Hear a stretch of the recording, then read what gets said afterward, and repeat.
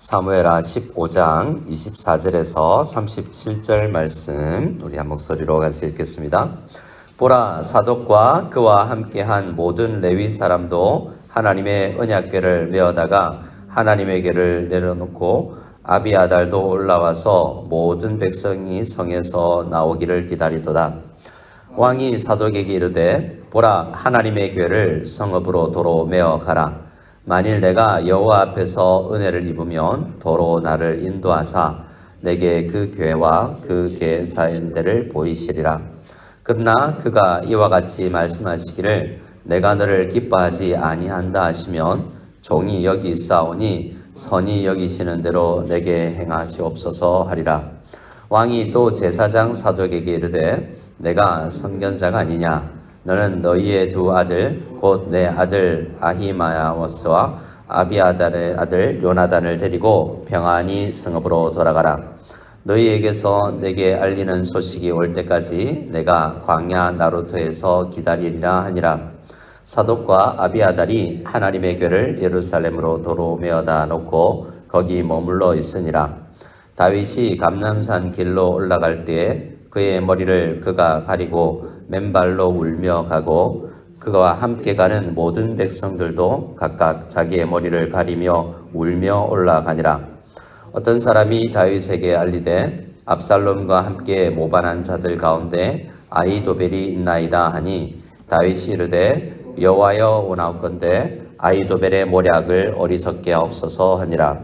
다윗이 하나님을 경배하는 마루턱에 있을 때에 아렉 사람 후세가 옷을 찢고 흙을 머리에 덮어쓰고 다윗을 맞으러 온지라. 다윗이 그에게 이르되, 내가 만일 나와 함께 나아가면 내가 누를 끼치리라. 그러나 내가 만일 성읍으로 돌아가서 압살롬에게 말하기를, 왕이여, 내가 왕의 종이니이다. 전에는 내가 왕의 아버지의 종이었더니 이제는 내가 왕의 종이니이다 하면 내가 나를 위하여 아히도벨의 모략을 패하게 하리라. 사독과 아비아달 두 제사장이 너와 함께 거기 있지 아니하냐? 내가 왕의 궁중에서 무엇을 듣든지 사독과 아비아달 두 제사장에게 알리라. 그들의 두 아들 곧 사독의 아히마스와 아비아달의 요나단이 그들과 함께 거기 있나니 너희가 듣는 모든 것을 그들 편에 내게 소식을 알릴지니라 하는지라. 다윗의 친구 후세가 곧 성읍으로 들어가고 압살롬도 예루살렘으로 들어갔더라. 아멘.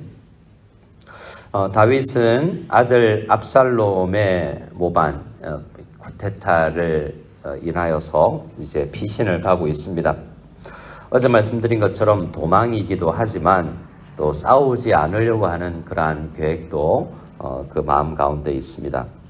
어제도 우리는 이 광야길로 나가면서 만남이 이루어졌지만 오늘 24절에 보면 두 만남이 있는 것을 보게 됩니다. 첫 번째 만남은 사독과 또 아비아달이라는 제사장, 이 종교 지도자들이 다윗에게 나왔습니다. 그것도 그냥 나온 게 아니라 하나님의 임재를 상징하는 하나님의 언약궤, 하나님의 궤를 가지고 왔습니다. 다윗이 나갈 때 이게 필요했다라고 생각했으면 하나님의 궤를 가지고 가자라고 그들에게 이야기를 했겠죠. 그런데 다윗은 홀로 그리고 자신과 함께 하기를 원하는 사람들과 지금 나가고 광야로 가는 길에 있고, 그것을 안 종교 지도자들, 레위 지파 사람들이 다윗에게 오면서 이 다윗 왕과 이 언약궤는 함께 가야 되는 것이다 라고 생각하고 온 것입니다. 그런데 왕은 5절 말씀에 보면 사독에게 이야기를 합니다. 하나님의 언약궤는 하나님의 언약궤가 계셔야 하는 데 있어야 된다. 너는 그것을 다시 예루살렘으로 가지고 돌아가라 라고 이야기를 합니다. 자, 당시까지 많은 사람들은 하나님의 언약궤가 있으면 마치 부적처럼 승리를 주고 복을 주고 재난을 막아주고 이 개인적인 어려움을 막아주는 것으로 생각을 많이 했었어요. 사무엘상 4장 말씀을 보면 우리가 잘 알듯이 이스라엘이 블레셋과의 전투를 벌일 때 잘 되지 않자 이스라엘의 장로들이 어떤 꾀를 내느냐 하면 하나님의 언약궤를 가지고 와야 되겠다라고 생각해서 당시에는 실로에 있던 하나님의 언약궤를 전쟁터로 가지고 오게 합니다.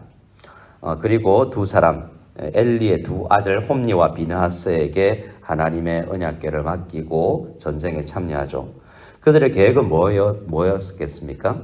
우리는 언약궤도 하나님의 임재가 함께하면, 그 임재를 상징하는 언약궤가 우리에게 있으면 우리가 전쟁에서 이길 것이다 라고 생각했기 때문입니다. 근데 이것은 극히 하나님을 잘못 이해한 신학이 틀린 거죠. 그 이단의 신학과 마찬가지인 것입니다. 하나님을 우리 마음대로 움직이고자 했던 거죠. 근데 결론은 어떻게 됩니까? 하나님의 귀는 빼앗기고 엘리의 두 아들 홈니와 비느하스는 그 전투에서 죽게 됩니다. 다윗은 그 역사도 알고 있을 뿐만 아니라 하나님의 언약궤가 상징하는 그 의미를 제대로 알고 있는, 지금은 훨씬 성숙해 있는 다윗입니다. 얼마나 중요한지를 알았으면 그 언약궤를 예루살렘으로 메어 나왔고 점점 하나님의 임재가 어떤 의미인지, 하나님이 무엇을 하기를 원하는 것인지 깨달아왔던 다윗인 것입니다. 비록 그가 죄를 짓고 또 여러 잘못한 일들로 인하여서 어려움을 당하고 있지만 그래도 신앙적으로 하나님에 대해서 바로 생각하는 모습을 우리는 볼 수 있는 것이죠. 그래서 이제 이 제사장 사독에게 다시 예루살렘으로 궤를 가지고 가라라고 이야기하면서 25절에 이렇게 합니다. 하나님께서 내게 만일 내가 여호와 앞에서 은혜를 입으면, 중요한 것은 내가 어디 있든지 언약궤가 함께 있는 것이 아니라 하나님은 내가 어디에 있든지 바다 끝에 있을 때라도 나와 함께 하시며 은혜를 베푸실 수 있는 분이다 라는 믿음을 가지고, 만일 하나님께서 은혜를 베푸시면 내가 그 궤에 있는 대로 오는 것이지 하나님께서 은혜를 베푸시지 않으면 내가 함부로 하나님을 움직일 수 없다라고 고백을 합니다. 그리고 26절에 만일 그러나 그와 같이 은혜를 베푸시지 않으면 내가 너를, 하나님께서 만일 내가 너를 기뻐하지 아니한다라고 말씀하시면 그것도 받아들여야 되는 것이다.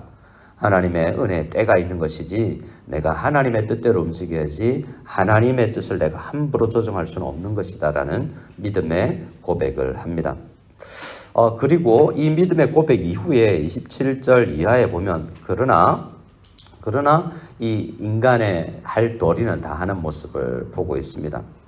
왕은 제사장 사독에게 너는 선견자가 아니냐, 그러니 너의 아들 아히마야스와 아비아달의 아들 요나단 이 둘을 데리고 가서 평안히 성읍으로 돌아가고 또 그곳 상황을 나한테 좀 알려주면 좋겠다라고 이야기합니다. 그래서 하나님께서는 우리가 기도를 하면 꿈속에서 나타내주고 하는 것이 아니라 우리가 최대한 어떻게 우리 아들을 우리 자녀들을 어떤 대학 갔으면 좋겠을까라고 생각할 때 최대한 정보를 많이 모으고 기도하면서 어떤 것이 옳은지 지혜로운 결정을 하는 것을 하나님께서 원하십니다.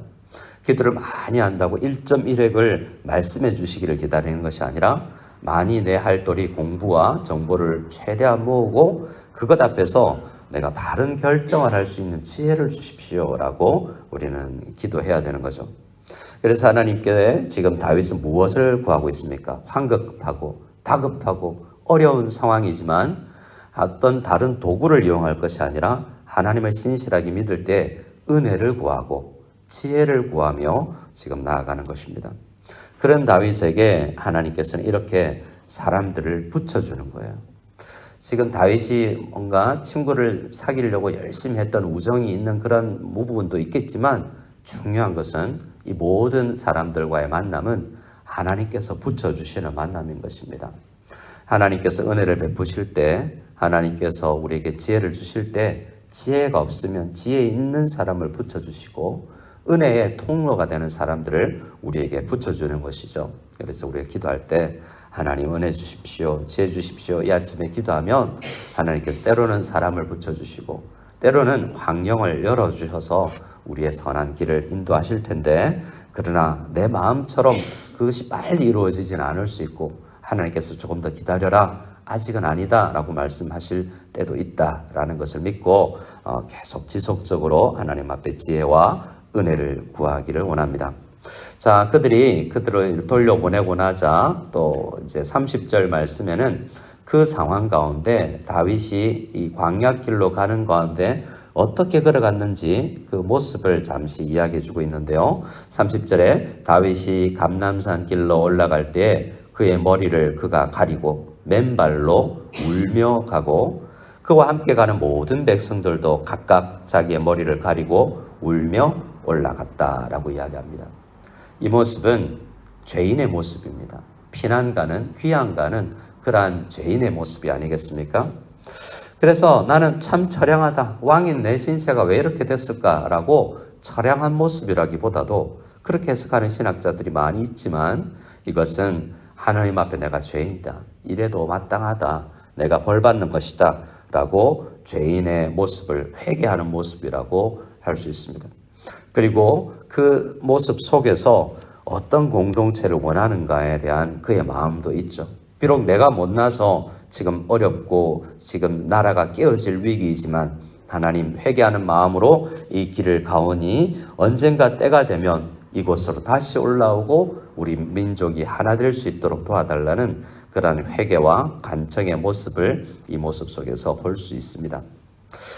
그때 한 사람이 이야기를 해옵니다. 압살롬과 함께 모반한 반역한 사람 가운데 아히도벨이 있다라고 이야기를 합니다.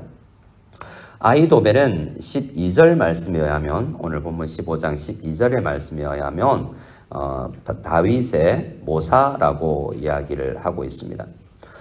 다윗의 모사로서 길로 사람 아히도벨이 있었다라고 이야기하죠. 이 모사라는 말은 여러분이 잘 아는 것처럼 전략가, 굉장히 지혜 있게 다윗을 옆에서 전략적으로 전투를 할 때 정치적인 의견을 주는 사람이었다는 거죠.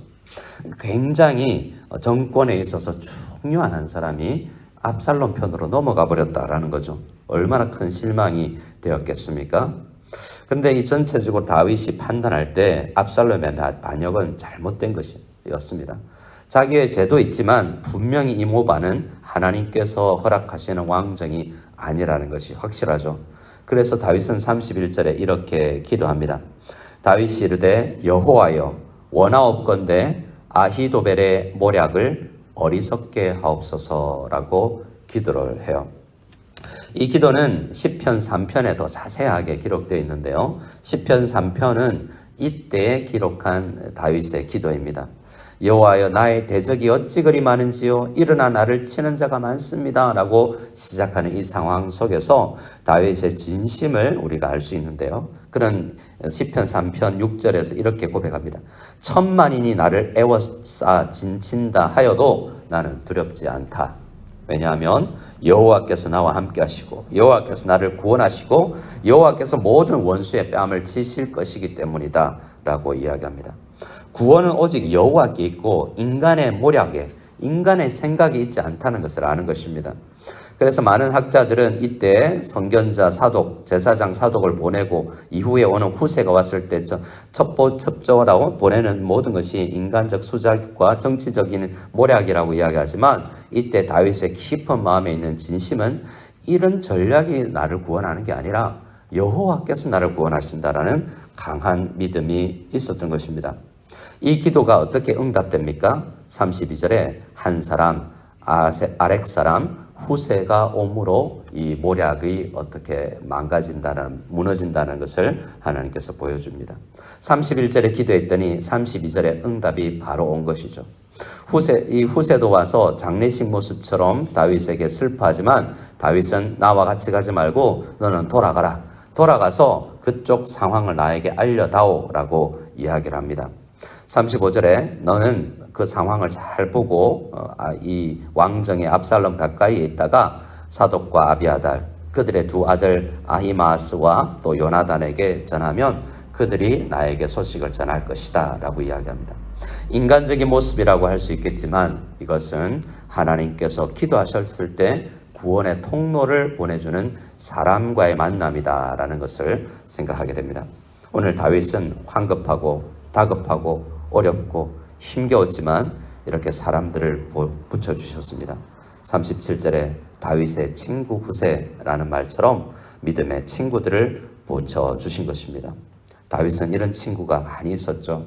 마치 이 일은 사울의 아들 요나단이 목숨을 걸고 다윗을 도왔던 것처럼 지금 다윗 옆에는 믿음의 친구들, 기도의 친구들, 그리고 은혜의 통로가 되는 사람들, 지혜의 통로가 되는 사람들이 많이 있었습니다. 이 아침 우리 기도할 때 하나님 나도 어렵고 힘겹습니다. 이 다윗의 상황처럼 어려울 때라도 많은 믿음의 사람들을, 믿음의 친구들을 보내주셔서 함께 기도하고 함께 어려움을 이겨내는 우리들이 될 수 있도록 사람을 보내주십시오. 간절히 기도하는 우리 모두가